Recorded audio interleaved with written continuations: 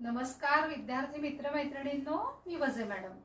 आपण काय करूयात, काल मी जसं तुम्हाला सांगितलं की लिनियर इक्वेशन आणि क्वाड्रॅटिक इक्वेशन याच्यामधले जे वर्ड प्रॉब्लेम्स आहेत ते वर्ड प्रॉब्लेम्स आपण बघणार आहोत.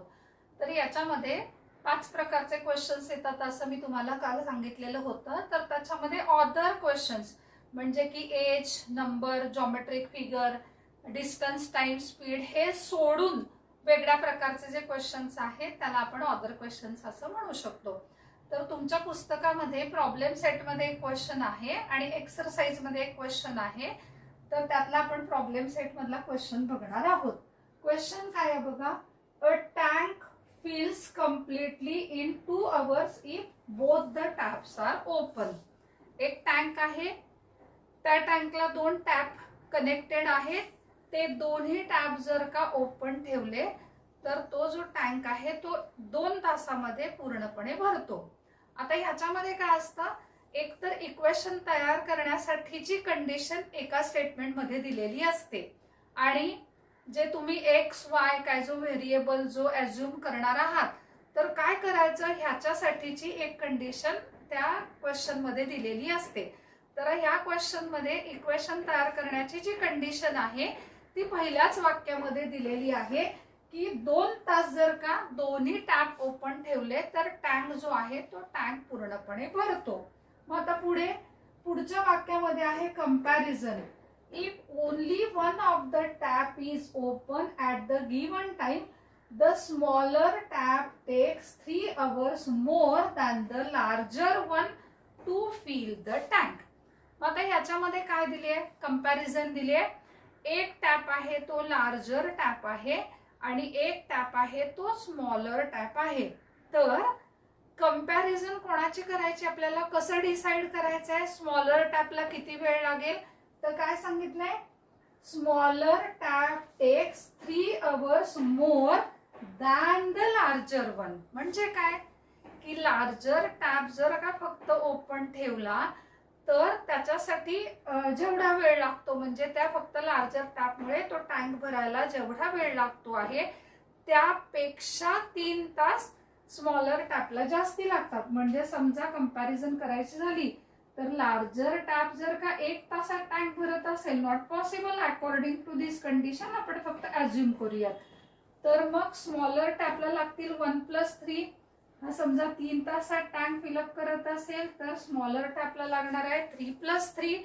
म्हणजे याचा अर्थ काय झाला की जर का तुम्हाला माहिती आहे की फक्त लार्जर टॅप ओपन ठेवल्यामुळे तो टँक किती वेळामध्ये भरतो हे जर माहिती असेल तर त्याच्यामध्ये +3 इतका वेळ कोणाला लागत आहे, स्मॉलर टॅपमुळे टँक भरायसाठी लागत आहे. मग आता झालंय काय, मला लार्जर टॅपमुळे किती वेळ लागतो हेही माहिती नाहीये आणि स्मॉलर मुळे पण किती लागतो हे माहिती नाहीये. फक्त काय माहिती आहे, जितका वेळ लार्जर मुळे लागेल त्याच्यापेक्षा मोर दॅन म्हणजे च्यापेक्षा जास्त हा कशामुळे लागणार आहे, स्मॉलर टॅपमुळे लागणार आहे. मग जास्त ही स्थिती आपण कशी दाखवू शकतो, ऍडिशनने दाखवू शकतो किंवा मल्टिप्लिकेशनने दाखवू शकतो. आपण जाऊयात ऍडिशन कडे. तर मग आता इथे काय करूयात, आपण अज्युम करूयात. बघा मी अज्युम करते की if larger tap fills the tank in x hours. आता इथे ऍक्च्युली ए पासून झेड पर्यंत कोणताही लेटर तुम्ही घेऊ शकता, एक्स घेण्याची पद्धत आहे. मला माहिती नाही लार्जर टॅपमुळे किती वेळ लागतो. मी म्हणते की लार्जर टॅप बाबा ओपन ठेवला तर x hours मध्ये तो टँक फिल होणार आहे. आता स्मॉलर टॅप काय करतो, मोर दॅन दॅट, म्हणजे therefore smaller tap fills the tank in x+3 hours. एकाला x लागले, एकाला x+3 झाले. आता फर्स्ट कंडिशन काय, both taps are open, so in 1 hour काय होईल, larger tap fills 1/x part of tank. असं का बरं? बघा, जर का मी म्हटलं एक टँक आहे आणि ती काय करते आहे 6 तासात पूर्ण फिल होते आहे, तर 3 तासामध्ये किती पार्ट झाला टँकचा फिलअप झाला बघा, हे 6 तास बरोबर ना, त्यातला 3 तास झाले, किती पार्ट झाला 1/2 पार्ट झाला की नाही. तर मग 1 तासामध्ये टँक फिल होते आहे, तर 1 तासामध्ये किती पार्ट झाला 1/x part. And smaller tap fills 1/x plus 3 part of tank. झालं. आता बघा काय झालं, माझ्याकडे एक बाई काम करते, तुम्ही म्हणाले काय सांगायला लागलं, सपोज ॲज्युम, आणि तिला काय होतंय, ती 4 दिवसामध्ये 4 रूम क्लीन करते, 4 दिवसामध्ये 4 रूम क्लीन करते. तर 1 दिवसामध्ये ती 1/4 इतकं काम करते, 4 दिवस ती काम करणार आहे. आता काय झालं बघा, तिने 1 दिवसात केलेलं काम आहे 1/4, असे तिला नंबर ऑफ डेज लागलेले आहेत 4. 4 ला 4 मल्टिप्लाय केला तर आन्सर माझं किती आलेलं आहे 1 आलेलं आहे. आता बघा,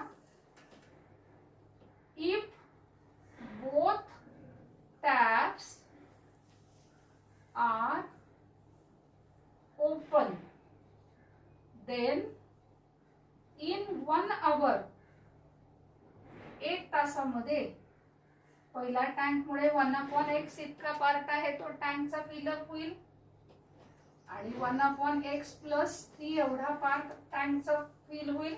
जर का बोथ टँक्स टॅप जर आपण ओपन ठेवले तर टँक विल फिल.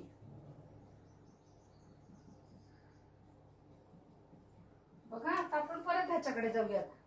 त्या बाईला 4 दिवस लागतात एक काम करायला, 1 दिवसामध्ये ती 1/4 इतकं काम कंप्लीट करते. 1/4 हे तिने 1 दिवसात केलेलं काम इनटू तिला मी मल्टिप्लाय केलं नंबर ऑफ डेजनी, आन्सर किती आलेला आहे 1 आलेला आहे. आता हा जो टँक आहे तो टँक आपल्याला भरायचा आहे, तर इन 1 आवर किती काम होत आहे 1/x प्लस 1/x प्लस 3, हे नंबर ऑफ आवर्स इनटू किती लागतात तास, दोन्ही टँक ओपन केले तर 2 तास लागतात, मल्टिप्लिकेशन किती येणार आहे 1 येणार आहे. बघा, number of days into work completed in 1 day. आता काय करूयात, आपण क्वेश्चन सोडवायला सुरुवात करूयात. आता इथे हा जो 2 आहे, हा 2 इथे काय करत आहे मल्टिप्लाय करत आहे की नाही, मग तो काय करेल, तो जाईल RHS ला, आणि RHS ला गेल्यामुळे तो जाईल डिनॉमिनेटरला, हा होईल 1/2. आता पुढे, आता मी काय करते क्रॉस मल्टिप्लिकेशन करते, म्हणजे साधं ऍडिशन करते. बघा, फ्रॅक्शनची addition, product of denominator, cross multiplication, plus इकडे पण x नी मल्टिप्लाय केलं 1 ला, याले 1/2. हे x प्लस x झाले 2x plus 3 divided by x into x झाले x चा स्क्वेअर, x इंटू 3 आले 3x इज इक्वल टू आले 1/2. आता हे क्रॉस मल्टिप्लिकेशन, मी हा क्रॉस कशासाठी दाखवते आहे, तर बरेचदा विद्यार्थी काय करतात, क्रॉस आहे असं म्हणतात आणि न्यूमरेटर टू न्यूमरेटर चुकून मल्टिप्लिकेशन करतात. मग आता हा क्रॉस म्हणजे काय, एकाचा डिनॉमिनेटर आणि दुसऱ्याचा न्यूमरेटर, इकडे आला x² प्लस 3x. आता इथे काय होईल, हे 4x हे 2 ने मल्टिप्लाय केला, 3 into 2 6 is equal to x² plus 3x. आता हे मी लिहिते x² plus 3x is equal to 4x plus 6. इथे खरं तर साइन निगेटिव्ह होणार आहे, या स्टेपला आपण ते करू शकतो, पण तुम्हाला नसेल तसं लक्षात येईल तर असं जरी केलं तरी चालेल. आता RHS च्या व्हॅल्यू मी काय करते LHS ला घेते आहे, म्हणून साइन आपण चेंज करत आहोत. आता x² असाच राहिला, plus 3 -4. Different sign, do subtraction, greater sign म्हणजे साइन ऑफ ग्रेटर नंबर. -6 = 0. आता हे काय तयार झालेलं आहे? हे क्वाड्रॅटिक इक्वेशन तयार झालेलं आहे. कोणत्या प्रकारचं? की ज्याच्यामध्ये a ची व्हॅल्यू 1 आहे. आता इथे काय करायचं आपल्याला? या 6 ला मायनस साइन आहे, असं स्प्लिट करायचं आहे नंबर की मिडल टर्मचे सबस्ट्रॅक्शन 1 यायला पाहिजे आहे. तर मला 2 नंबर मिळाले, 3 आणि 2. पहिल्यांदा विचार काय करायचा? मल्टिप्लिकेशन. मग विचार करायचा सबस्ट्रॅक्शनचा. साइन द्यायची गडबड घाई करायची नाही. एकदा डिसाइड झालं की 3 आणि 2 हे असे नंबर्स आहेत की ज्यांची सबस्ट्रॅक्शन 1 येते आहे आणि ज्यांचं प्रोडक्ट येतो आहे 6. आता साइनचा विचार करायचा. ड्युरिंग सबस्ट्रॅक्शन मिडल टर्मचं साइन आहे ते ग्रेटर नंबरला देतात आणि अपोजिट साइन आहे ते स्मॉलर नंबरला द्यायचं.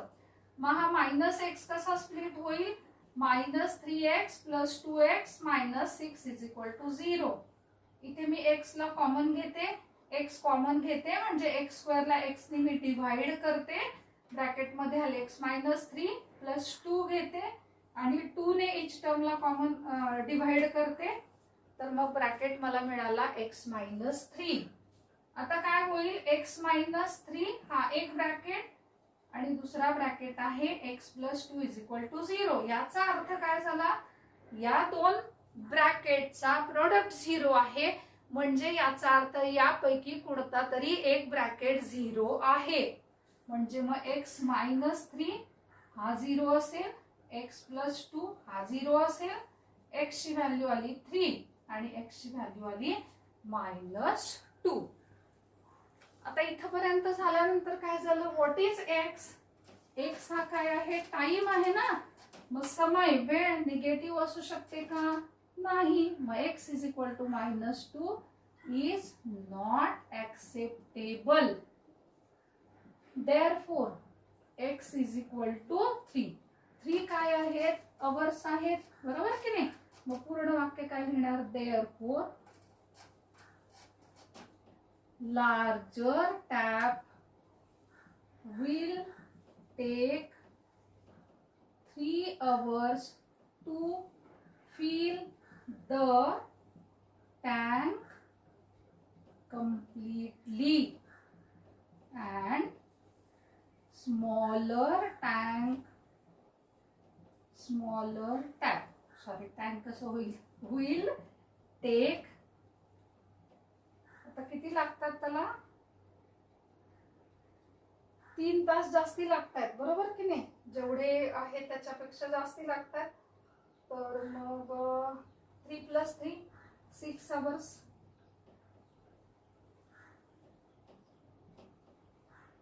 प्रश्न काय विचारलाय? How much time does each tap will take?